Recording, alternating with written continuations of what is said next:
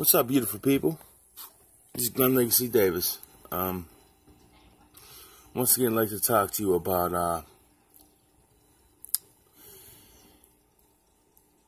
the last three issues I had talked about.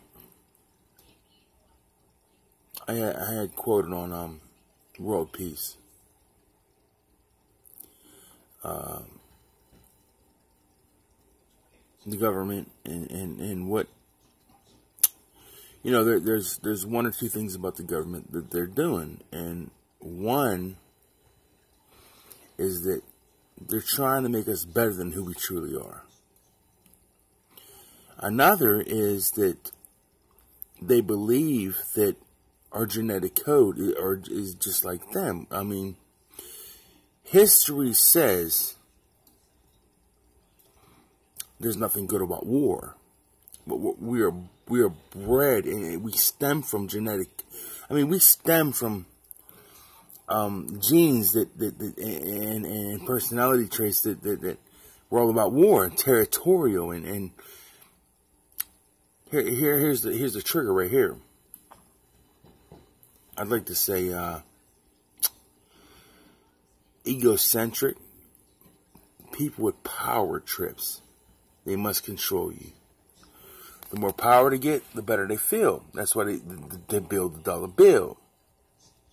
But I holler on top of my Harmony Hill. You can't bother me or bother my bill. It was my father, William. So I'm still his children, and I'm still instilling my brain state. And I'm hip hop. So let me break it down like this.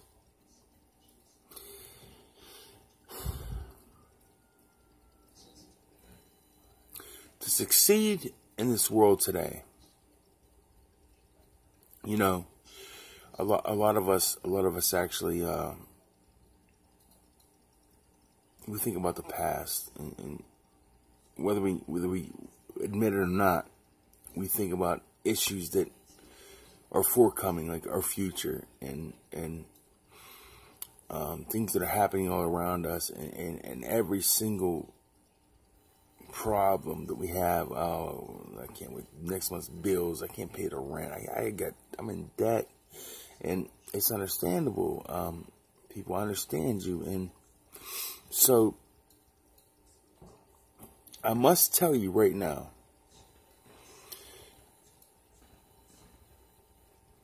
I was a person.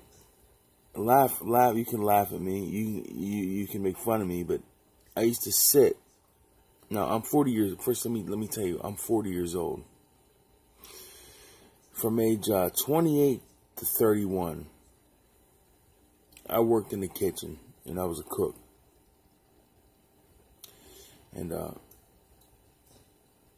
I done my job tremendously. I wanted to be the best I could be. But it seems like my best wasn't good enough, because everybody I was working around were jealous because, and these are the people that made more money than me doing less than me. See, they would get upset because they're jealous of my character, my personality. And they ran to the management. Well, Glen didn't scrub this. He didn't do this. In the kitchen, the buckets were, the fry buckets were dirty, or this happened, or that happened. And I'm sitting back like, oh, for real? Like you gotta be kidding me. Now I get more pressure put on me because of people that all I do is inspire.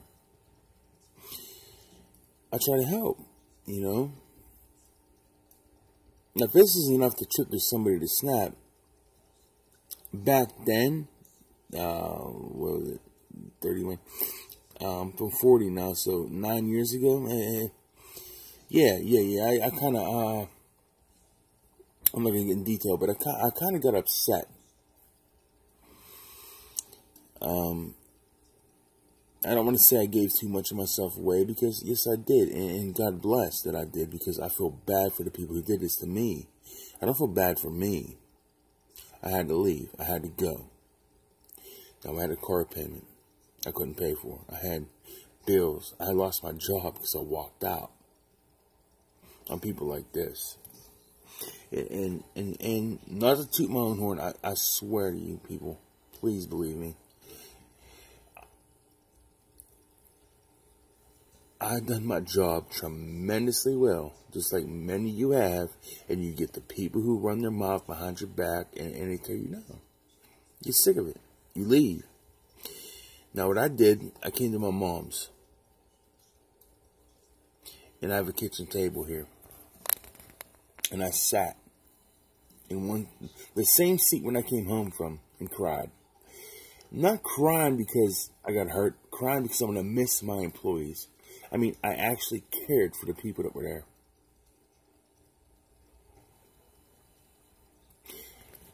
Let me tell you,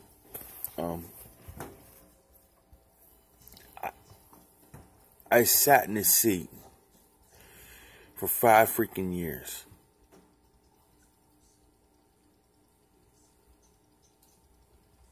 For about 16 hours a day, drinking a case a day of alcohol.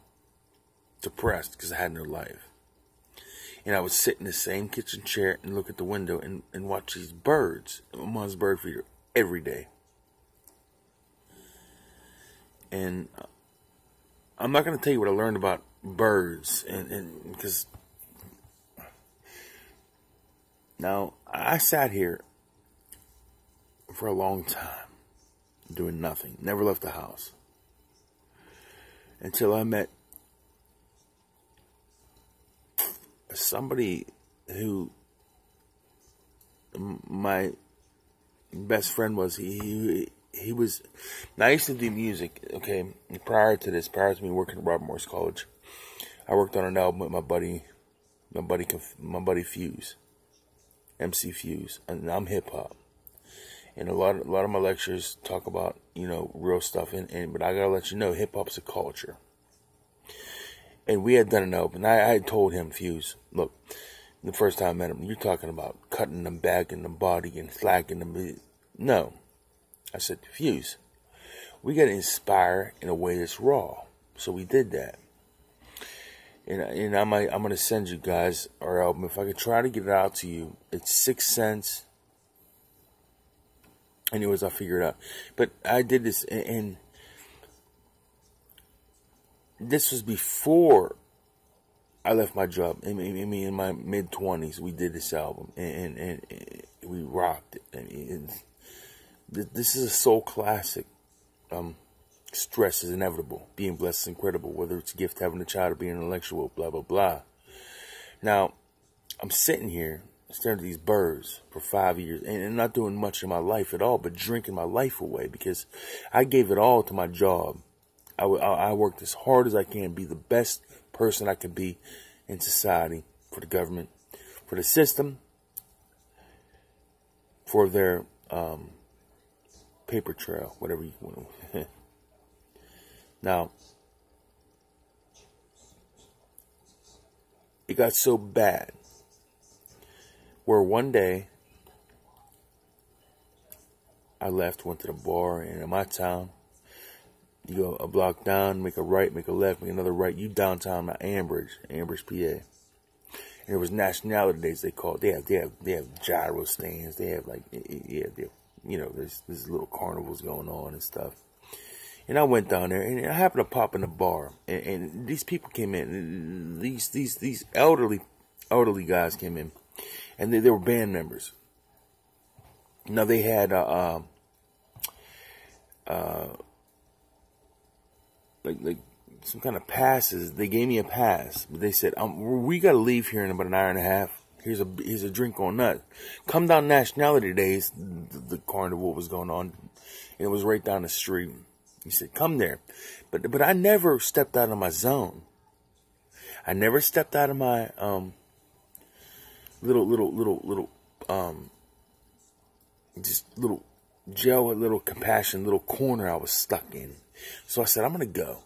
And I went. And I listened to them. And I was listening to them. And they were jamming. They were 80 rock and roll guys, man. Like they were real legit. And I walked away. And I gave them a thumbs up. And I walked back to my car. A car rolled down the street. You got a cigarette? I said, yeah. I walked up to the car. This girl said, "I know you. I remember you. You're Glen. You're Mike's boy." And this is my buddy who passed away, who did the music with me. I just mentioned a little bit ago. He did the album. Well, recently he passed away. We don't know why. We think it's an overdose. But, and she said, and she dated him. And she said, "I remember you." So, that night I come home. Long story short, trying to make a long story short, she, me and Mom got into it. Very, very verbally and very bad. I love my mom. Rest her soul. She's a great lady. But she needs help and she doesn't have the right meds. But anyways, I'm spilling seeds. I'm putting myself out here, and I'm not afraid of nothing. I'm not afraid to tell you the facts because maybe you could relate.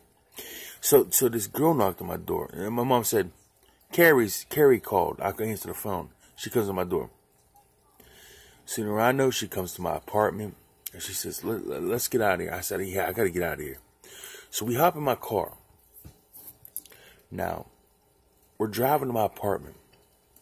It's like 2.5, 3 miles down a road. Little town called Conway, right?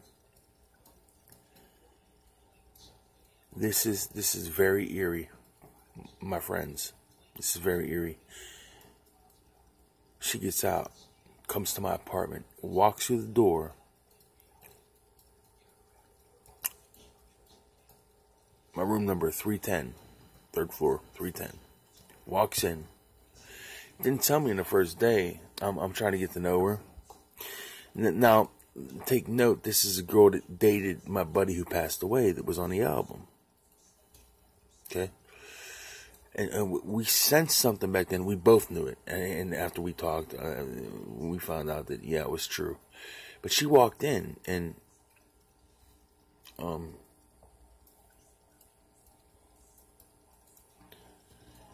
the apartment she walked in, my apartment 310, a year and a half later, her dad died in that apartment. He hit his head. I didn't know why she was crying. She said, "You know my dad died here?" I said, "I didn't know your dad lived here." And the mail I was getting, the last name was, I'm not going to say the last name. It was her last name. The mail coming here. It was her dad's mail. And I said, "Who the hell is this mail coming to me?"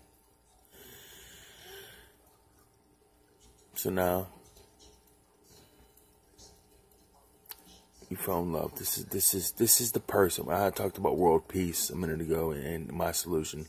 I found love for somebody. I never cheated on a woman in my life. I'm spilling my guts here. I'm not the best person, but I don't believe in cheating, and I'd feel guilty. So I didn't do it to her. I never would. I never would do it to anybody. And she kind of, this and that. And long story short,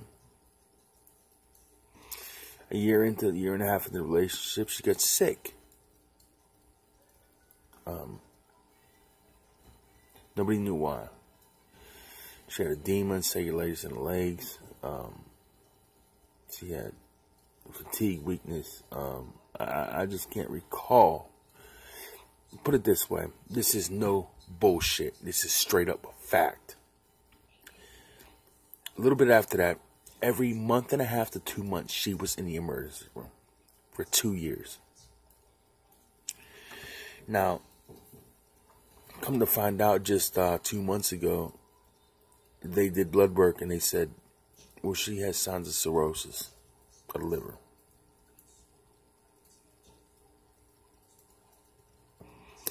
And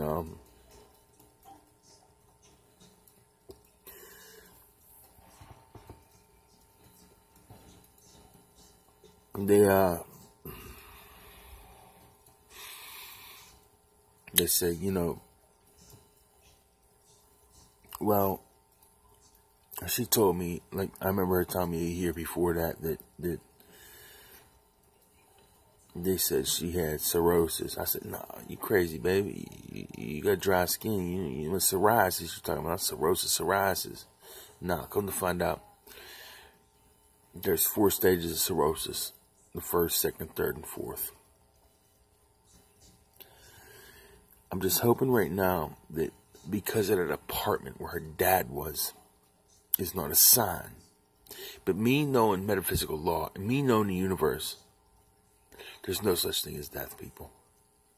And this is a lecture I'll further get on. I'm afraid because I never had love in my life. I never had a brother or sister or mother who cared. Father who gave a shit. Drank, you know what I'm saying? Like, excuse my French. But in my heart and soul, my dad's a very compassionate human being, and so is my mother. But they have sides that... Anyways, long story short, I'm going to sign off. And take care. God bless. Peace, love, unity. Come on.